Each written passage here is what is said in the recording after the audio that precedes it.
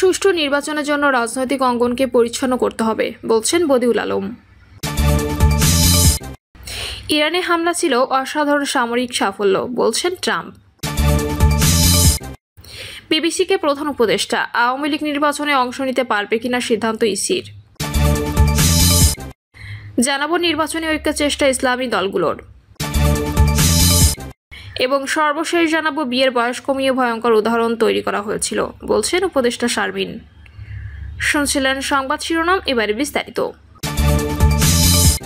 সুষ্ঠু নির্বাচনের জন্য রাজনৈতিক অঙ্গনকে পরিচ্ছন্ন করতে হবে বলছেন বদিউল আলম। জাতীয় ঐক্যমত্য কমিশনের সদস্য বদিউল আলম মজুমদার বলেছেন, নির্বাচনী অঙ্গনকে পরিচ্ছন্ন করতে হবে, রাজনৈতিক অঙ্গনকে পরিচ্ছন্ন করতে হবে, দুর্বৃত্তায়ন মুক্ত করতে হবে, টাকার খেলা বন্ধ করতে হবে, আমাদের নির্বাচন কমিশনকে স্বাধীন শক্তিশালী করতে হবে।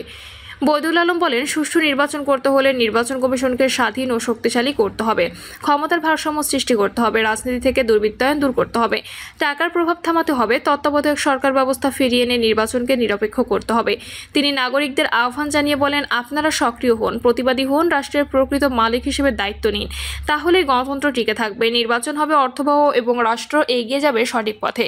অতীতে পরিবর্তনের অনেক সুযোগ নষ্ট হয়েছে উল্লেখ করে বদিউল আলম বলেন, এবার সংস্কারের মধ্য দিয়ে রাষ্ট্রের গণতান্ত্রিক পরিবর্তনের এই সম্ভাবনা কোনোভাবে বিনষ্ট করা যাবে না। রাজনৈতিক নেতারা এবার দায়িত্বশীল ভূমিকা পালন করবেন বলে তিনি আশা করেন। ইরানে হামলা ছিল অসাধারণ সামরিক সাফল্য বলছেন ট্রাম্প। যুক্তরাষ্ট্রের প্রেসিডেন্ট ডোনাল্ড ট্রাম্প জানিয়েছেন, ইরানের 3টি গুরুত্বপূর্ণ পারমাণবিক স্থাপনায় সফল হামলা চালানো হয়েছে। স্থানীয় সময় শনিবার দিবাগত রাতে সামাজিক মাধ্যম ট্রুথ সোশ্যালে এক পোস্টে তিনি এ দাবি করেন।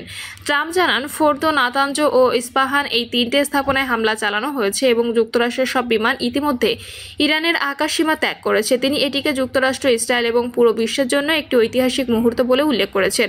রয়টার্সের বরাতে জানা গেছে, হামলায় যুক্তরাষ্ট্রের B-2 স্টেলথ বোমারু বিমান ব্যবহার করা হয়েছে।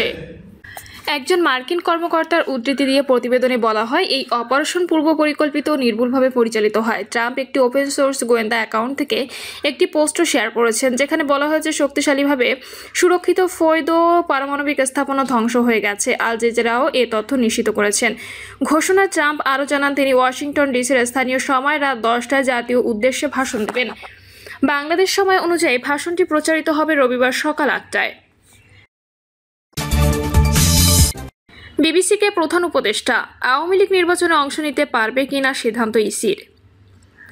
আওয়ামী লীগকে নিষিদ্ধ করা হয়নি, তবে দলটির নির্বাচনে অংশগ্রহণের বিষয়টি নির্বাচন কমিশনের সিদ্ধান্তের উপর নির্ভর করবে বলে মন্তব্য করেছেন প্রধান উপদেষ্টা অধ্যাপক ডক্টর মোহাম্মদ ইউনূস। সম্প্রতি যুক্তরাজ্য সফরকালে বিবিসিকে দেওয়া এক বিশেষ সাক্ষাৎকারে তিনি কথা বলেন। এক প্রশ্নের জবাবে প্রধান উপদেষ্টা বলেন, আওয়ামী লীগের কার্যক্রম সাময়িকভাবে স্থগিত করা হয়েছে, যার মধ্যে নির্বাচন অন্তর্ভুক্ত। দলটি নির্বাচনে থাকবে কিনা সেটি নির্বাচন কমিশনের সিদ্ধান্তের উপর নির্ভর করছে, এটা সম্পূর্ণ তাদের এখতিয়ার। শেখ হাসিনা দল নির্বাচনে না এলে নির্বাচন কতটা অন্তর্ভুক্তিমূলক হবে, এমন প্রশ্নের উত্তরে ডক্টর ইউনূস বলেন, সম্প্রতি ঢাকায় জাতিসংঘের রেসিডেন্ট কোঅর্ডিনেটর খুব সুন্দরভাবে একটি ব্যাখ্যা করেছেন। অন্তর্ভুক্তিমূলক অর্থ কোনো নির্দিষ্ট দল নয়, বরং সব মানুষের অংশগ্রহণ। মানুষ যদি ভোট দিতে পারে তাহলে সেটাই অন্তর্ভুক্তিমূলক নির্বাচন। তিনি আরও বলেন, জনগণ আওয়ামী লীগকে চায় কিনা আগে তা দেখা উচিত। যদি তারা ভোট দিতে চায়, ভোটার হিসেবে তাদের ভোট দেওয়ার স্বাধীনতা আছে। শেখ হাসিনাকে ভারত থেকে কিভাবে দেশে এনে বিচারের মুখোমুখি করা হবে, এমন প্রশ্নের উত্তরে ডক্টর ইউনূস বলেন, বিচার শুরু হয়ে গেছে, এটি একটি চলমান প্রক্রিয়া। আমরা চাই তিনি আইনি প্রক্রিয়ায় বিচারের মুখোমুখি হন। তাকে ফিরিয়ে আনার জন্য আন্তর্জাতিক পদ্ধতি অনুসরণ করা হবে। যেভাবে অভিযুক্তদের ফিরিয়ে আনা হয় সেভাবেই হবে। এটা সম্পূর্ণ আইনি প্রক্রিয়া। তাকে ধরে আনার কোনো ক্ষমতা তো আমাদের নেই। নির্বাচনী ঐক্যের চেষ্টা ইসলামী দলগুলোর। আকিদাগত বিরোধের পরও দেশের ইসলামী দলগুলো আসন্ন জাতীয় সংসদ নির্বাচন সামনে রেখে ঐক্যবদ্ধ হওয়ার চেষ্টা করছে। এই ঐক্যের ক্ষেত্রে অগ্রণী ভূমিকায় রয়েছে জামায়াত ইসলামী বাংলাদেশ। এক সময় জামায়াতের কট্টর সমালোচক হলেও ইসলামী আন্দোলন বাংলাদেশও এবার মত পাল্টে ঐক্যের সম্ভাবনা নিয়ে কাজ করছে। তারা মনে করছে, ইসলামী দলগুলোর ভোট একীভূত করা গেলে নির্বাচনে জয়লাভ করে সংসদে আসন সংখ্যা অনেক গুণ বাড়ানো সম্ভব। ইসলামী দলগুলোর নেতারা বলেছেন, ঐক্যের বিষয়ে তারা নীতিগত সিদ্ধান্ত নিয়েছেন, তবে নির্বাচনের তফসিল ঘোষণার পর ইসলামী দলগুলোর ঐক্য স্পষ্ট হবে। ঐক্য হওয়া না হওয়া তখনই পরিষ্কার হবে। নেতারা জানিয়েছেন এই ঐক্য বা সমঝোতা হবে সম্পূর্ণ নির্বাচন কেন্দ্রিক। একটি আসনে কেবল একটি ইসলামী দল প্রার্থী দেবে এবং অন্যান্য দল সেই প্রার্থী ও প্রতীকের প্রতি সমর্থন দেবে। যে আসনে যে ইসলামী দলের প্রভাব বেশি সেখানে অন্য কোনো ইসলামী দল প্রার্থী দেবে না। সবাই মিলে মনোনীত প্রার্থীর পক্ষে সভা সমাবেশ করে তাকে জয় করার কাজ করবে। ঐক্য চূড়ান্ত হওয়ার পর দলগুলোর মধ্যে লিখিত চুক্তি হবে। জামায়াতে ইসলামী এরই মধ্যে 300 আসনে প্রার্থী চূড়ান্ত করেছে। ইসলামী আন্দোলনে বেশ কিছু আসনে প্রার্থী বাছাই করে রেখেছে। ঐক্য হলে সমঝোতার আসনে জামায়াতের প্রার্থী থাকবে না। গত বছর 5 আগস্ট আওয়ামী লীগ সরকারের পতনের পর থেকে ইসলামী দলগুলোর মধ্যে শুরু হয় ঐক্যের আলোচনা। তাদের মধ্যে নীতিগত সিদ্ধান্ত হয় ইসলামী দলগুলোর সব ভোট যেন একটি বাক্সে পড়ে। এই লক্ষ্যে দলগুলোর মধ্যে দ্বিপক্ষীয় বা একাধিক দলের সমন্বয়ে সভা অনুষ্ঠিত হচ্ছে। তবে বরিশালের চরমোনাইয়ে ইসলামী আন্দোলন বাংলাদেশের আমির সৈয়দ মোহাম্মদ রেজাউল করিমের সঙ্গে জামায়াত ইসলামীর আমির শফিকুর রহমানের সৌজন্য সাক্ষাৎ এরপর ইসলামী দলগুলোর নির্বাচনী জোট গঠনের বিষয়টি রাজনৈতিক অঙ্গনে বেশ আলোচনা তৈরি করে। ভোটের মাঠে ইসলামী দলগুলোর মধ্যে জামায়াত ইসলামীর পর দ্বিতীয় অবস্থানে রয়েছে ইসলামী আন্দোলন। বর্তমানে 5টি ইসলামী দল নিয়ে একটি মোর্চা রয়েছে। ইসলামী আন্দোলনের নেতৃত্বে এই মোর্চায় রয়েছে মামুনুল হকের নেতৃত্বাধীন বাংলাদেশ খেলাফত মজলিস, জমিয়তে উলামায়ে ইসলাম এবং নেজামে ইসলাম পার্টি। এই 5টি দলেরই নির্বাচন কমিশনে নিবন্ধন রয়েছে। গত কোরবানি ঈদের আগে এই মোর্চা তাদের সর্বশেষ সভা করে।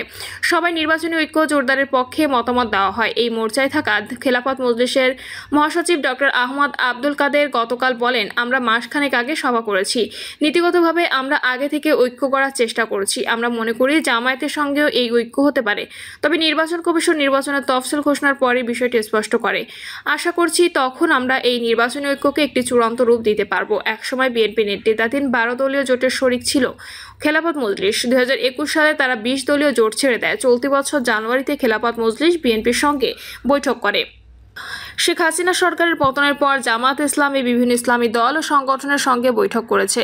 খেলাফত মজলিস, হেফাজতে ইসলাম, বাংলাদেশ নেজামে ইসলাম পার্টি সহ বিভিন্ন মাদ্রাসার শিক্ষক ও আলেমদের সঙ্গে মত বিনিময় ও সাক্ষাৎ করা হয়েছে। বিভিন্ন সভা সমাবেশে ইসলামী দলগুলোকে একসঙ্গে নির্বাচনের আহ্বান জানানো হয়েছে। জামায়াত ইসলামী সহকারী সেক্রেটারি জেনারেল ও প্রচার মিডিয়া বিভাগের প্রধান অ্যাডভোকেট ইহসানুল মাহবুব জুবায়ের বলেন, আমরা নির্বাচনী ঐক্য করার চেষ্টা করছি। আশা করি বেশিরভাগ ইসলামী দল এই ঐক্যে থাকবে।